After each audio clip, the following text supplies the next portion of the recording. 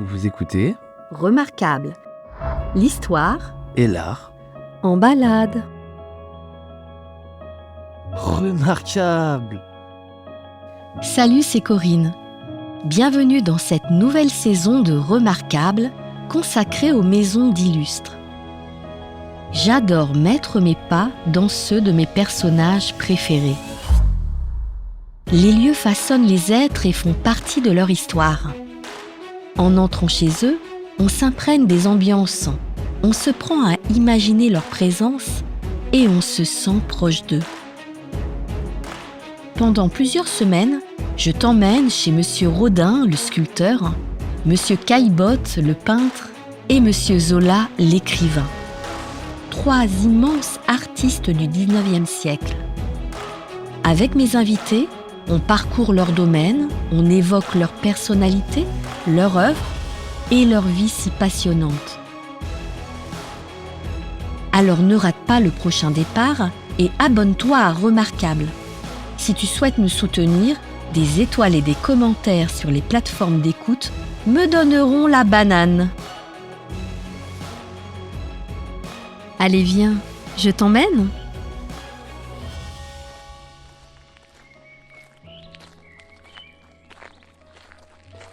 À l'étage de la maison Zola, une pièce de service. Nous sommes dans la lingerie avec ses nombreux placards et sa grande table en bois. Ça sent bon le temps d'avant. Nous sommes dans la lingerie et avec une table qui date de l'époque, et cette table sur laquelle on fabriquait du linge. Comme on recevait beaucoup, il fallait fabriquer beaucoup de linge. Alors, il y avait des draps, des torchons, des serviettes, des tabliers du personnel, les chemises, comme cette chemise d'homme qui est en chanvre. Vous voyez. Alors, beaucoup de placards, parce qu'on rangeait beaucoup dans les placards, et on lavait le linge 2 fois par an, le gros linge. On mettait le gros linge dans une brouette jusqu'à la Seine, on frottait avec une planche et une brosse, vous voyez, on remontait le linge trempé dans la brouette et on le faisait sécher sur la pelouse, et après on le repâchait et sur cette table avec ces fers qui étaient chauffés avec de la braise. Vous voyez, le travail des domestiques, qui était quand même un travail très dur. La machine à coudre, puisqu'on cousait, on faisait aussi des jolies robes. Et bon, on faisait des jolies robes. Avec Madame Zola était très coquette. Elle aimait beaucoup la coquetterie. Elle a été lingère quand elle était jeune. Voilà, donc cette pièce, c'est une pièce qui est unique, vous voyez, dans son genre. Je vous le dis tout de suite, ce n'est pas sur la lingerie que nous allons nous attarder, mais sur la lingère. Jeanne Rosereau. Nous allons parler d'amour, de trahison, de réconciliation et de compromis. Avec une infinie tendresse et beaucoup de bienveillance, c'est une histoire incroyable que nous livre Martine Leblond-Zola de ses arrière-grands-parents. Une histoire dans laquelle Madame Zola joue un rôle prépondérant. Quelle personnalité édifiante cette Alexandrine, je vous dirais bien trivialement qu'elle ne lâche rien et avec une grande intelligence en plus. Alexandrine, elle a voulu avoir une lingère ici. Bon, on lui a présenté Jeanne, et c'est cette, la voilà présentée sous ce buste. Elle avait 21 ans, Zola avait 48 ans. Bon, Zola était dans son cabinet de travail quelques mètres plus loin. Il était avec ses 1200 personnages dans son rêve, à écrire. Voilà. Il était transporté, il n'était plus dans la réalité. Et cette jeune et jolie jeune femme chantonnait, mais il est tombé amoureux. C'est les sens, l'éveil des sens. Mais qu'est-ce qu'on peut... et il a été troublé, parce que Zola n'a jamais trompé sa femme. Zola a toujours été fidèle à sa femme. Zola était un homme chaste. Pour écrire Nana, il envoyait son copain Céard au bordel pour le renseigner. Et donc c'était un homme chaste. Il a rencontré Alexandrine en 1866. Ils ont vécu ensemble, ils se sont mariés en 1870. On est en 1888. Zola n'a jamais cherché à tromper sa femme. Comme je dis toujours, on lui a porté l'amour sur un plateau d'argent. Il est tombé amoureux. Bon, alors troublée, tout ce que vous voulez. Bon, elle démissionne et tout. Bon, on est peut-être expliquer ça. Elle démissionne, donc ils n'ont pas elle fauté. démissionne, elle revient pas au mois de septembre. Et puis bon, donc elle quitte Médan. Elle quitte Médan, voilà, donc tout ça. Et puis Zola est troublée, elle aussi et tout. Et finalement, il la retrouve à Paris, après en octobre. Bon, alors il la loge.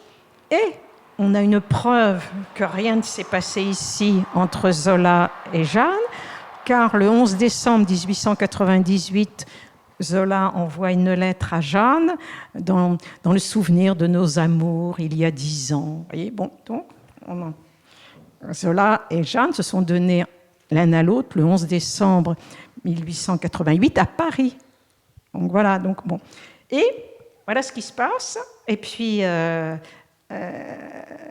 on est donc le 11 décembre 88.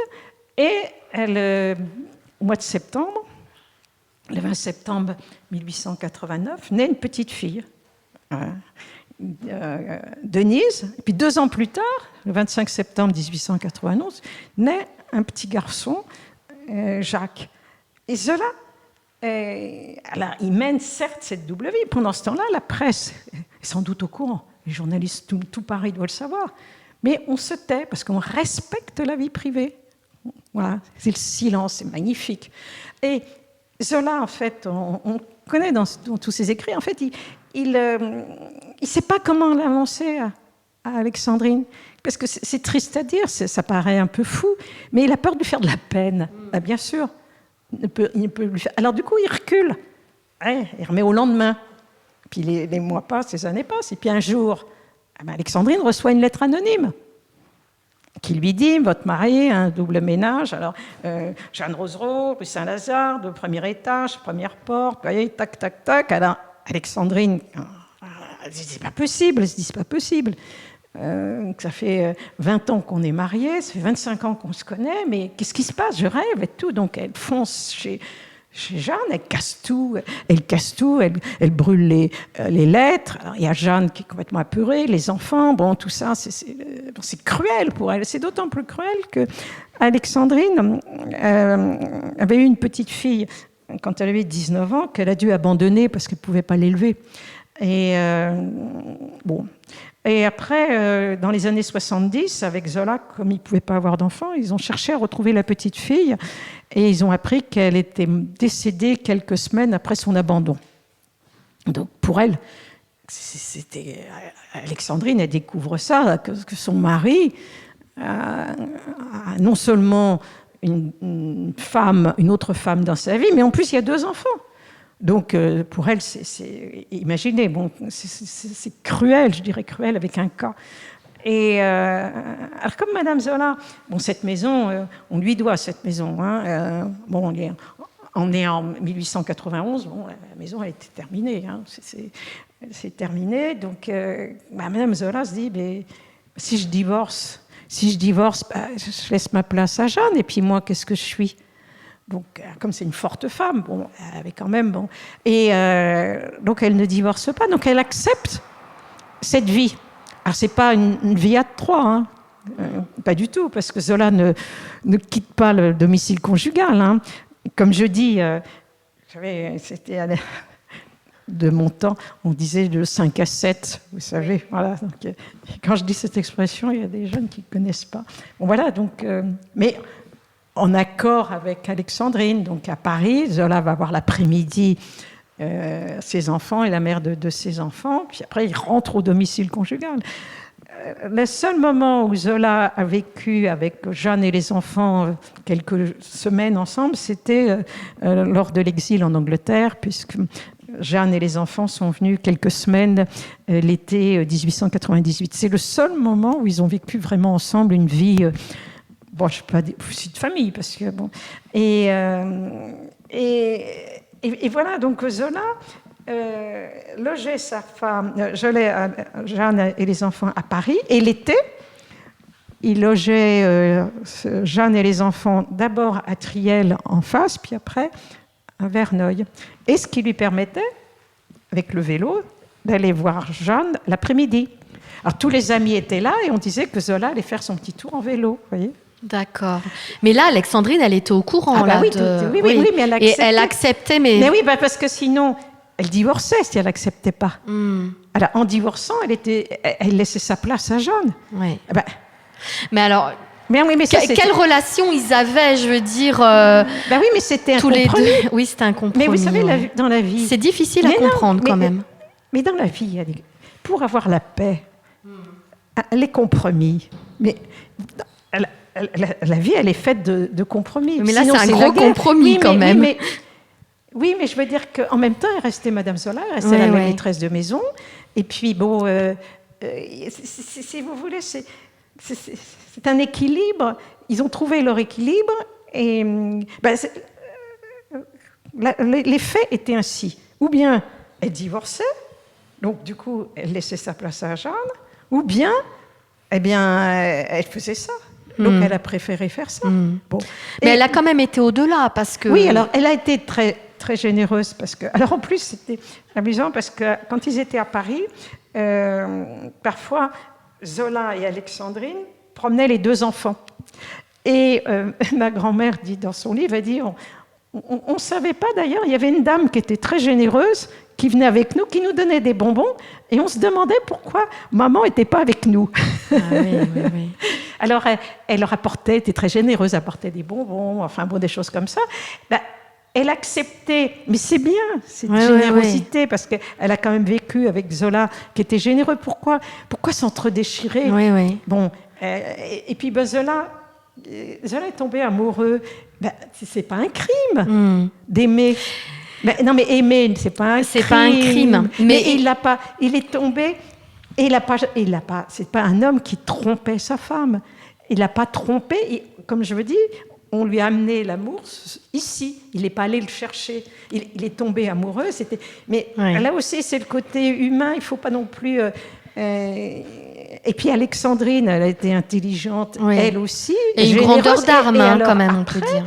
Après la mort de Zola, elle s'est occupée des enfants et elle s'est liée beaucoup d'affection avec Denise, parce que Denise, l'appelait bonne amie, et qu'il y avait cette relation entre Alexandrine et Denise, et Alexandrine pensait que Denise était presque, entre guillemets, l'incarnation de sa petite fille Caroline qui était morte, vous voyez, et Denise, intelligente, avait compris ça. Donc, il y avait une espèce de complicité, parce que Denise avait compris que Madame Zola elle avait été très généreuse, mais que c'était la vie. Voilà. Donc, vous voyez, il y a une intelligence de cœur, une intelligence d'esprit, qui est un exemple. Voilà, tout ça, ça a été dans un esprit de fraternité. Et encore une fois, si Zola n'a pas menti, il ne savait pas comment lui dire. Alors, c'est le côté un peu sensible de Zola, le côté un petit peu peut-être naïf, en fait. Il dit dans sa lettre, j'aurais aimé que tout le monde soit heureux.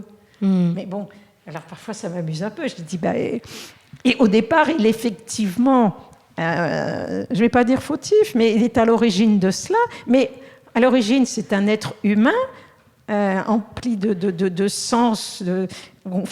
L'homme fait partie intégrante de la nature. On ne va pas non plus... surtout que ça n'a pas été... il n'avait pas des... C'est pour ça que j'aime pas dire le mot maîtresse. Quand on dit maîtresse, moi, ça me fait... je déteste. C'est pas ça. C'est son amante, c'est la mère de ses enfants. Il n'a jamais cherché à tromper sa femme. Jamais. Il était prude. Voilà, donc c'est cet aspect, ça fait partie du personnage. Voilà, ça fait partie de sa vie.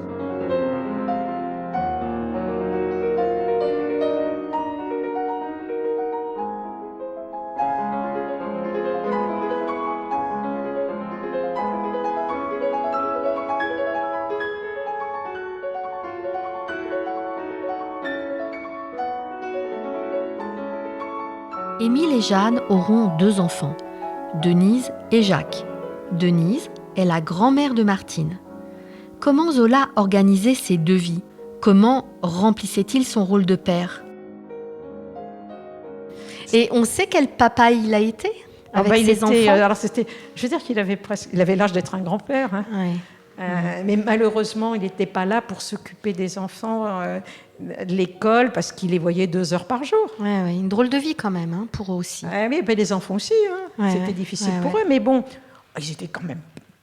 Ils avaient, vous savez, maintenant, ils avaient l'amour. Bon, le père n'était pas là, mais il y avait le confort matériel. En fait, ils n'étaient pas martyrisés.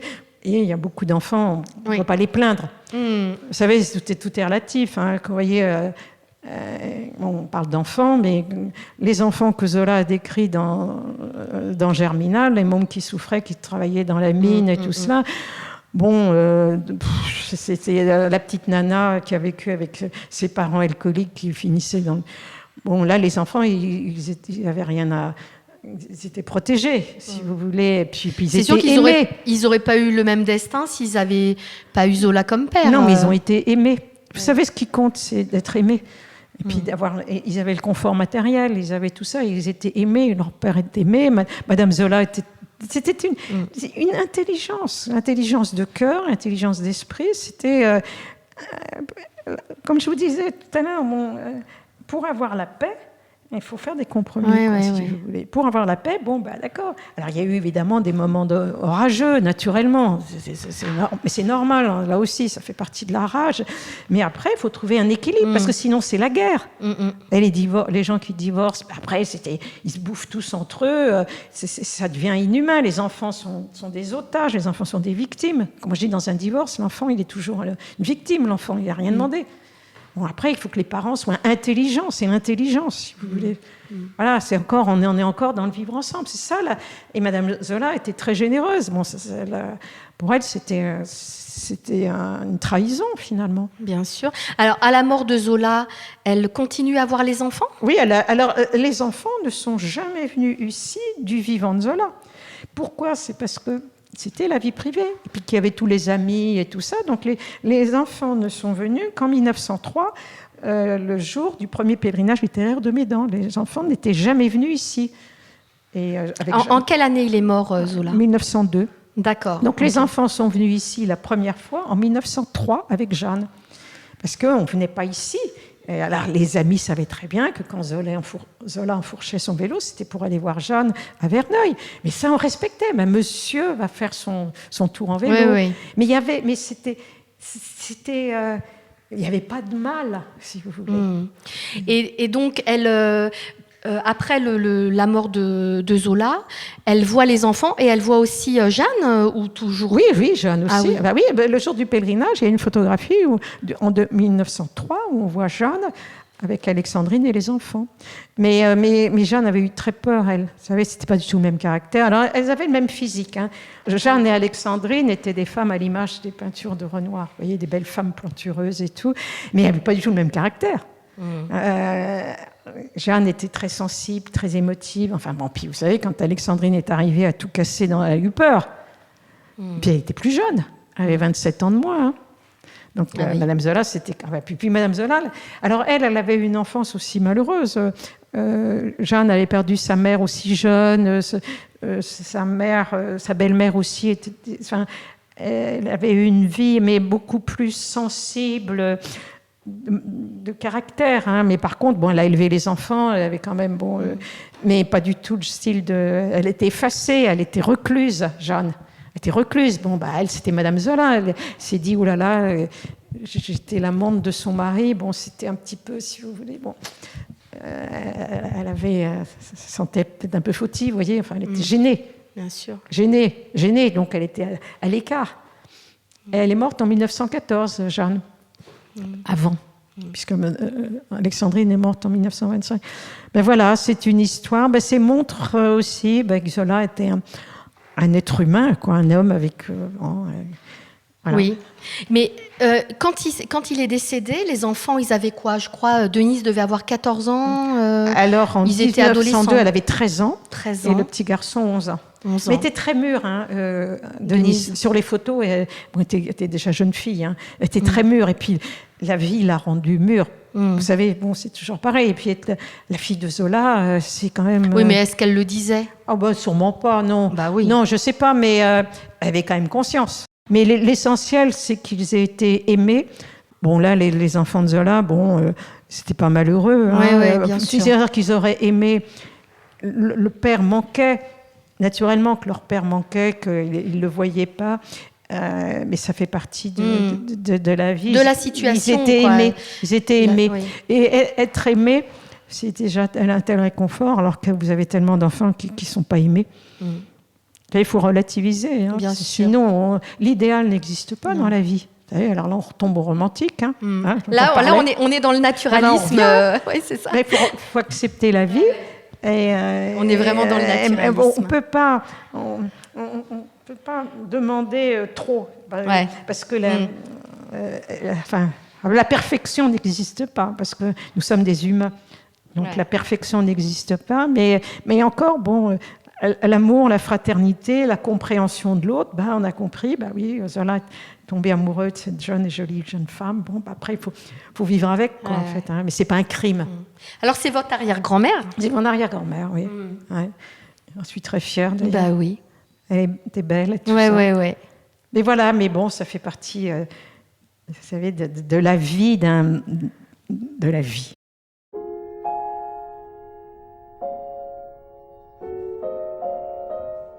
À la mort de Zola, donc, Alexandrine donne le nom de Zola aux enfants de Zola. Ça aussi, pourquoi ? Pour perpétuer le nom. C'est pour reconnaître, parce que, en fait, Zola cherchait à ce que les enfants portent le nom, si vous voulez. Donc, elle a fait les démarches. Hein.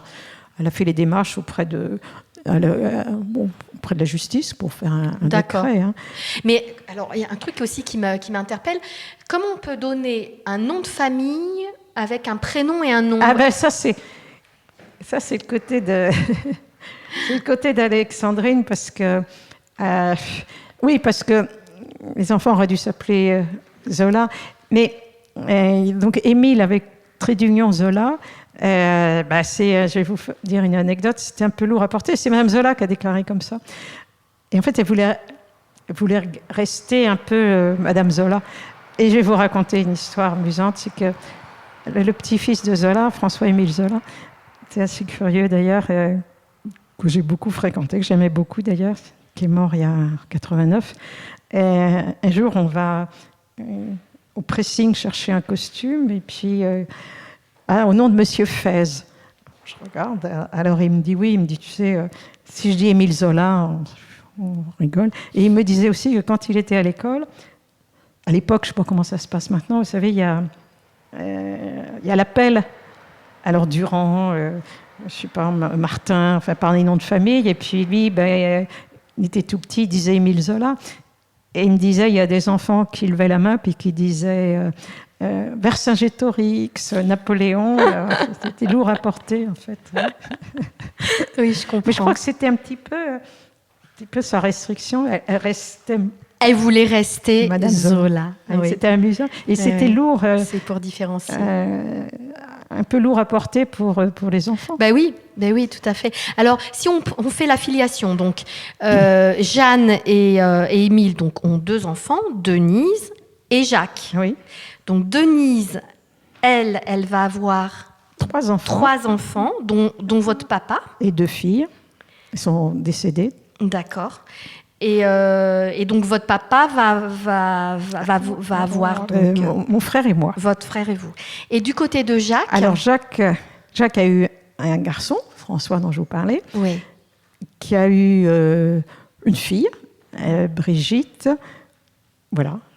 Votre cousine. Ma cousine. Voilà. Puis après, maintenant, vous savez, la génération de mes petits-fils, ils sont 27 maintenant. Hein, oui. Oui. Oh, mais c'est bien parce que... Ah oui, c'est fécondité. Oui, mais après, vous savez, c'est ça qui est... moi, j'ai un petit cousin, pour lui seul, il a 7 enfants, vous voyez. Maintenant, ils doivent être... Alors, je crois que cette génération, la génération de mes petits-fils, l'aîné a 27 ans, donc on va bientôt avoir dans l'autre génération. Donc la génération des arrière, il y en a à peu près 27-28. Maintenant, il va y avoir une autre génération. Oui, d'accord. Voilà. Ça fait partie de la vie. D'accord. Voilà, c'est après... alors après, c'est... la relève est là, en tout cas. Oui, la relève est là. Vous savez, la relève, c'est surtout les valeurs. C'est C'est être très modeste d'ailleurs, parce qu'on n'a pas hérité du génie, mais c'est transmettre ces valeurs humanistes pour l'humanité, pour vivre mieux. En fait, c'est des valeurs. Et moi maintenant, qui suis bien sonné septuagénaire, je vois que toutes ces valeurs disparaissent. Voyez, l'esprit civique disparaît, l'individualisme grandit de plus en plus au profit de l'égoïsme en fait. Donc ces valeurs-là sont à transmettre de plus en plus. Respecter l'autre malgré sa différence. Quand on voit maintenant les actes de racisme, d'antisémitisme à l'heure actuelle, là, vous savez, on a signé avec le tribunal de Versailles, là, le parquet, une convention pour des stages de citoyenneté ici, pour des mineurs délinquants de 13 à 18 ans qui ont commis des actes ou des paroles antisémites, racistes ou xénophobes. Et ils vont venir ici suivre des stages de citoyenneté, si vous voulez. Donc ici, cette maison, c'est un temple républicain qui véhicule des bonnes idées pour le vivre ensemble. Et c'est ça qui me motive, moi. Parce que je suis en retraite depuis 15 ans, je pourrais aussi me livrer à d'autres activités ludiques, personnelles, mais non, je transmets, vous savez, je suis un simple porte-parole. Ouais. Je suis très modeste, encore une fois. Simplement, c'est pour véhiculer des bonnes valeurs pacifiques, de vivre ensemble, maintenant, il y a aussi le respect de la nature, le respect de l'autre, quelle que soit sa différence, tant qu'on ne tombe pas dans l'extrémisme. Oui. Vous savez, Zola a défendu un juif, ça avait été un musulman, ça aurait été pareil, un bouddhiste, un catholique, pareil, un protestant. Voilà, il faut respecter l'autre tant qu'on ne tombe pas dans l'intégrisme. Et que la religion ne devienne pas une arme politique. Voilà, sinon, après, chacun... C'est ça, c'est la paix. L'homme, il est toujours en guerre. C'est toujours le conflit, la guerre, l'opposition. Et de toute façon, on est tous mortels, on va tous mourir. Moi, avec l'âge, voilà, donc c'est ma motivation, c'est pourquoi je suis ici aujourd'hui, et que je suis là. Demain, je fais encore des visites. La semaine prochaine aussi, on fait visiter l'école de Médan. Il y en a en 3 jours. Voilà, c'est pour véhiculer des bonnes paroles. D'accord. Alors avec moi, ça passe un peu parce que les gens ils voient un petit peu. Ben oui, c'est très fort de faire la visite avec vous. En fait, je fais ça, c'est pour que les gens ça fasse un déclic, qu'il y ait un déclic dans la tête des gens. Alors vous voyez, ces jeunes délinquants qui viennent, on a reçu, ça c'est extraordinaire, un lycéen il y a quelques mois. Il avait été viré de son lycée parce qu'il avait gravé des croix gammées sur le bureau. Et le proviseur avait dit, tu vas aller à la maison de Zola, suivre un stage de citoyenneté une journée. Donc on l'a gardé une journée avec Philippe. J'ai passé la matinée ici à lui parler. Après, il est venu avec un grand sourire, il m'avait embrassée. Ah ouais, non mais c'est magnifique.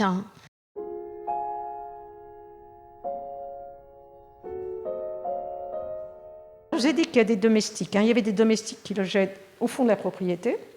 Il y avait des Médanais et il y en avait qui étaient logés dans cette pièce.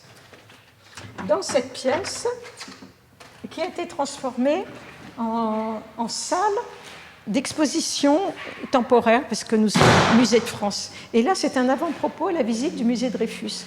Et on présente des planches de la bande dessinée de Jean Dittard sur J'accuse, qui a reçu un prix du ministère des Armées. Je ne sais pas si vous vous rendez compte. Oui. Alors, ces planches, cette bande dessinée a été validée par Philippe Auriol, donc grand spécialiste de l'affaire Dreyfus. Donc là, la vérité est relatée dans cette bande dessinée, parce que vous savez, parfois on revisite l'histoire, on transforme la réalité. Très à la mode, ça. Voilà. Et puis alors en plus, elle a une particularité, c'est qu'elle est présentée dans un coffret avec comme un clavier d'ordinateur et des écrans de pages Google. Alors ça ramène Lucien R, et puis ici parle de Lucien R. Enfin bon, c'est très bien. Et voilà. Donc cette pièce, c'est un avant-propos à la visite du musée Dreyfus dans notre parcours. Alors Cultival fait la visite accompagnée. Vous avez vu avec le guide, et après la visite est libre dans le musée Dreyfus. Oui, je l'avais vu ça aussi.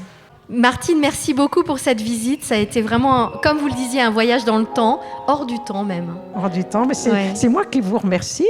Et puis, merci de venir et de transmettre les bonnes valeurs de Zola qu'on diffuse ici dans cette maison, un lieu patrimonial qui appartient à la République. Et voilà, c'est la maison du peuple. Voilà. Et merci beaucoup, madame.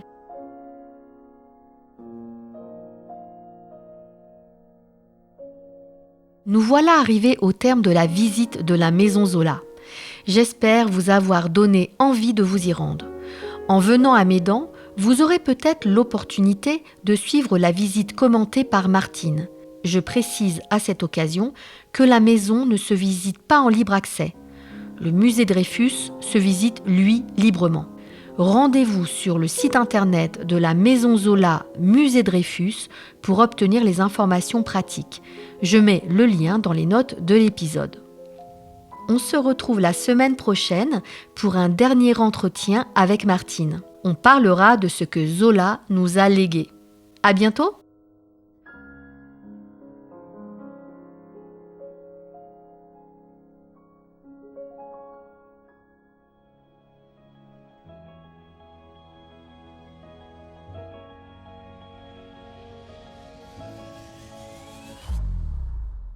Vous êtes encore là?